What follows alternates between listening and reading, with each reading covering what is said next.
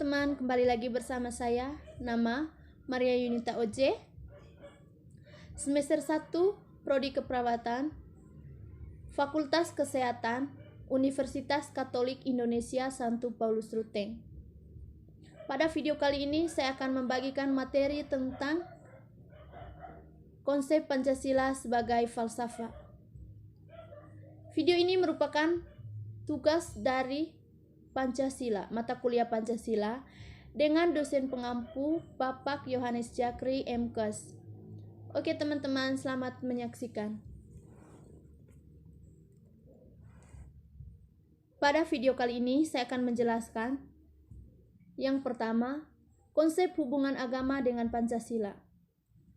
Sampai saat ini bunyi Pancasila sila pertama ketuhanan yang Maha Esa, yang berarti bahwa Pancasila mengakui dan mengakralkan keberadaan agama, tidak hanya Islam namun termasuk juga Kristen, Katolik, Buddha, Konghucu, dan Hindu sebagai agama resmi. Pancasila yang di dalamnya terkandung dasar falsafat hubungan negara dengan agama merupakan karya besar bangsa. Jadi hubungan agama dengan Pancasila itu tidak dapat dipisahkan karena terkandung dalam sila pertama Pancasila. Yang kedua, Pancasila masih relevankah dalam konteks agama? Pancasila seakan kehilangan nilai praksisnya. Pancasila hanya ramai dipidatokan dalam acara-acara seremoni, kenegaraan, kepartaian, dan kantor-kantor. Kalau sudah dipidatokan, seolah-olah bangsa ini sudah hebat. Pancasila disusun berdasarkan intisari nilai-nilai yang ada di Nusantara. Pancasila itu jadi dasar negara pertama, sebab disusun dari nol dan fundamental. Pancasila digali dari semua budaya dan adat kita, bahkan sudah disarikan dari nilai-nilai agama pada zaman sekarang. Jadi, Pancasila di era sekarang masih relevan sebagai ideologi negara kebangsaan Indonesia. Sebab, sebagai ideologi Pancasila ini mampu mempersatukan ribuan warga serta beragam budaya yang memanusiakan manusia. Yang ketiga, bagaimana pendapat kita tentang kejadian di Sigi? Tentang nomor 3, bagaimana pendapat Anda tentang pembantaian satu keluarga di Sigi? Menurut saya, tindakan tersebut di luar nalar, akal sehat, dan sudah sangat melampaui batas nilai kemanusiaan. Sungguh perbuatan itu tidak dibenarkan. Tidak semestinya hal semacam itu dikaitkan dengan motif agama. Ada sejumlah faktor lain seperti ekonomi sampai dengan hukum yang berpotensi orang mau melakukan hal itu. Oleh karena itu, menurut saya, agar kita semua tidak menyimpulkan masalah tersebut akibat pemahaman agama yang salah, karena dalam hal ini juga aparat penegak hukum dapat mengedepankan fakta sesungguhnya yang menjadi pemicu tindakan tersebut. Jadi aparat harus bertindak keras dan tegas. Pembantaian ini merupakan teror yang mengerikan sehingga negara harus bertindak keras dan tegas. Di sini dapat dikatakan negara kita telah diinjak-injak dari hal ini, juga masyarakat agar tidak terprovokasi. Dari sini juga masyarakat baik pemerintah harus bermusyawarah untuk mencari jalan keluar penyelesaian yang komprehensif. Sebab aksi pembantaian yang dilakukan oleh kelompok teroris tersebut bukanlah masalah sederhana sehingga harus diselesaikan dengan saksama. Diperlukan kebersamaan agar peristiwa serupa tak terjadi di tempat lain. Yang keempat, konsep Pancasila sebagai sistem falsafat. Pancasila sebagai sistem falsafat adalah kesatuan dari berbagai unsur yang memiliki fungsi tersendiri, tujuan yang sama, saling keterikatan dan ketergantungan. Pancasila dikatakan sebagai sistem filsafat pertama dalam sidang BPUPKI 1 Juni 1945 Soekarno memberi judul pidatonya dengan nama Philosophisch Grootschap daripada Indonesia Merdeka.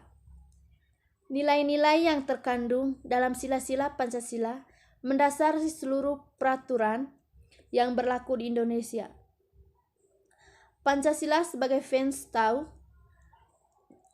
artinya nilai-nilai Pancasila itu adalah suatu yang telah ada dan berkembang di masyarakat Indonesia. Yang kelima, konsep hakikat filsafat dalam Pancasila. Pancasila sebagai filsafat berarti bahwa Pancasila mengandung pemandangan, nilai, dan pemikiran yang dapat menjadi substansi dan isi pembentukan ideologi Pancasila. Filsafat Pancasila sebagai dasar negara dalam pandangan hidup bernegara.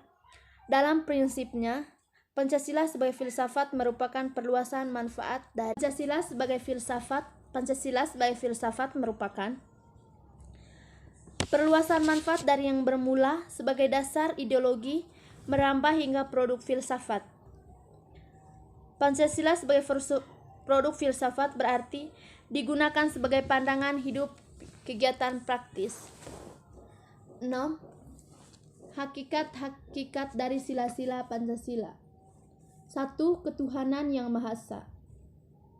Kata ketuhanan yang Maha Esa sudah mencakup semua bangsa agama. Pancasila mengajarkan kepada setiap orang agar percaya kepada Tuhan yang Maha Esa sesuai dengan agamanya masing-masing dan tidak mencampuri urusan beragama mereka.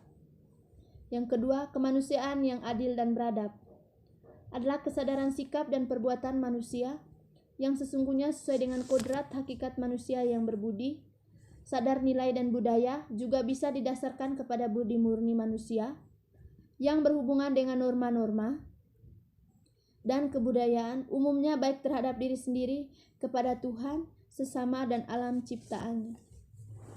Yang ketiga, persatuan Indonesia adalah persatuan yang mendiami berbagai wilayah di Indonesia karena didorong untuk mencapai kehidupan yang bebas dalam negara merdeka dan berdaulat yang bertujuan memerdekakan bangsa, memajukan kesejahteraan umum, dan menciptakan perdamaian abadi. Yang keempat, kerakyatan yang dipimpin oleh hikmat kebijaksanaan dalam permusyawaratan perwakilan. Adalah bahwa kekuasaan yang dijalankan oleh rakyat yang berpikir secara sehat melalui sistem perwakilan yang keputusannya diambil dari jalan musyawarah mufakat. Yang kelima, keadilan sosial bagi seluruh rakyat Indonesia. Keadilan yang berhak didapatkan warga negara Indonesia, baik yang berada di dalam negeri maupun di luar negeri, yang berupa keadilan dalam bidang politik, hukum, ekonomi dan sosial, kebudayaan, pertahanan, dan keamanan. Yang ketujuh, makna dari 5 lambang Pancasila. 1. Bintang. Lambang sebuah perisai hitam dengan sebuah bintang emas di dalamnya mencerminkan sila pertama Pancasila. Lambang bintang itu diartikan sebuah cahaya. Makna cahaya tersebut seperti layaknya Tuhan menjadi cahaya bagi setiap manusia. Yang kedua, rantai. Lambang ini menandakan hubungan manusia yang saling membantu satu sama lain. Gelang berbentuk persegi menggambarkan pria, dan berbentuk lingkaran menggambarkan wanita. Yang berikut pohon beringin. Dengan nama latin Ficus benjamina, itu merupakan pohon Indonesia yang berakar tunggal panjang yang masuk ke dalam tanah sangat menunjang. Pohon beringin yang berukuran sangat besar menggambarkan kesatuan dan persatuan Indonesia. Akar yang menggelantang menggambarkan Indonesia sebuah NKRI dari berbagai latar belakang budaya yang beragam. Yang keempat, kepala banteng menggambarkan seperti manusia dalam proses pengambilan keputusan harus dilakukan secara musyawarah, berkumpul bersama untuk memecahkan suatu persoalan. Yang kelima, padi dan kapas menjadi simbol pangan dan sandang yang menjadi kebutuhan pokok masyarakat Indonesia tanpa membedakan status kedudukannya. Oke teman-teman, sekian saja video saya kali ini. Atas perhatian, saya ucapkan limpah terima kasih. Yang berikut pohon beringin. Dengan nama latin Ficus benjamina, itu merupakan pohon Indonesia yang berakar tunggal panjang yang masuk ke dalam tanah sangat menunjang. Pohon beringin yang berukuran sangat besar menggambarkan kesatuan dan persatuan Indonesia. Akar yang menggelantang menggambarkan Indonesia sebuah NKRI dari berbagai latar belakang budaya yang beragam. Yang keempat, kepala banteng menggambarkan seperti manusia dalam proses pengambilan keputusan harus dilakukan secara musyawarah, berkumpul bersama untuk memecahkan suatu persoalan. Yang kelima, padi dan kapas menjadi simbol pangan dan sandang yang menjadi kebutuhan pokok masyarakat Indonesia tanpa membedakan status kedudukannya. Oke teman-teman, sekian saja video saya kali ini. Atas perhatian,